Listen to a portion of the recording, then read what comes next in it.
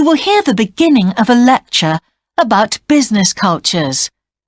First, you have some time to look at questions 31 to 40.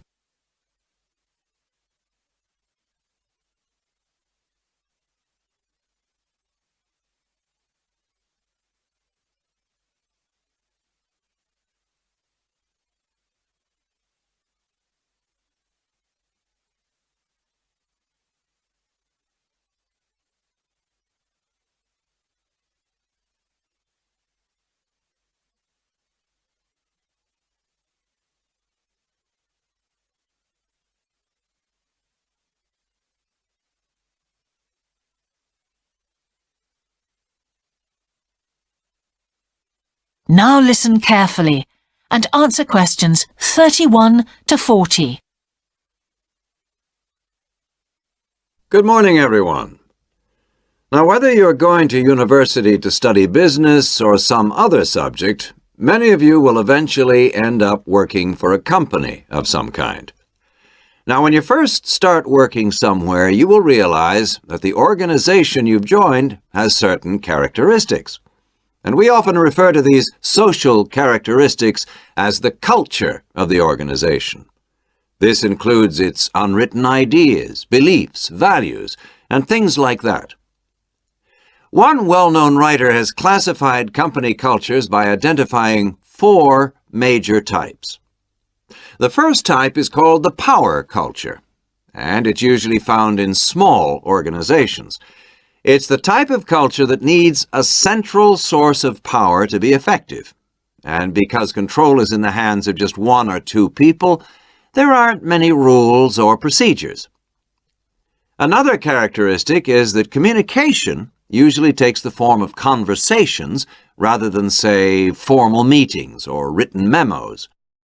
Now, one of the benefits of this culture is that the organization has the ability to act quickly.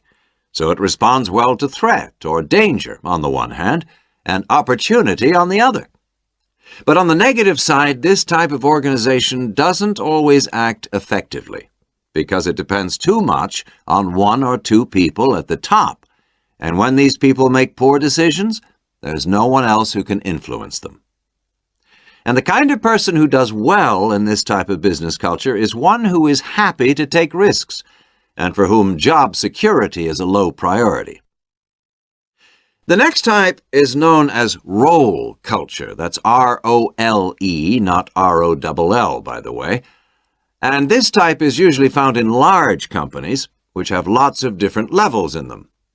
These organizations usually have separate departments that specialize in things like finance or sales or maintenance or whatever.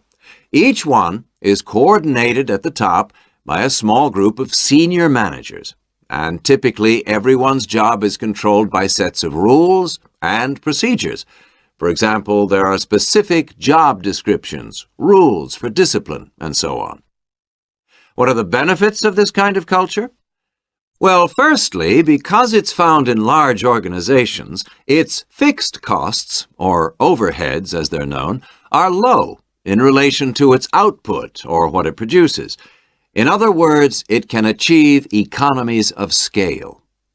And secondly, it is particularly successful in business markets where technical expertise is important. On the other hand, this culture is often very slow to recognize the need for change, and even slower to react. What kind of person does this type of culture suit? Well, it suits employees who value security and who don't particularly want to have responsibility.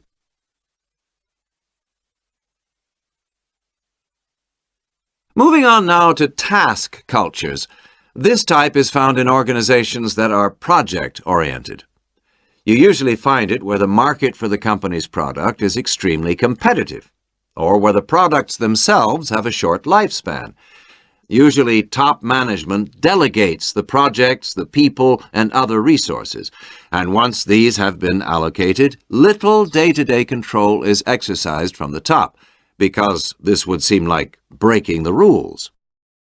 Now, one of the major benefits of this culture is that it's flexible, but it does have some major disadvantages too. For instance, It can't produce economies of scale or great depth of expertise. People who like working in groups or teams prefer this type of culture. And finally, the fourth category is called the person culture. This type is quite unusual. That is the end of section 4. You now have half a minute to check your answers.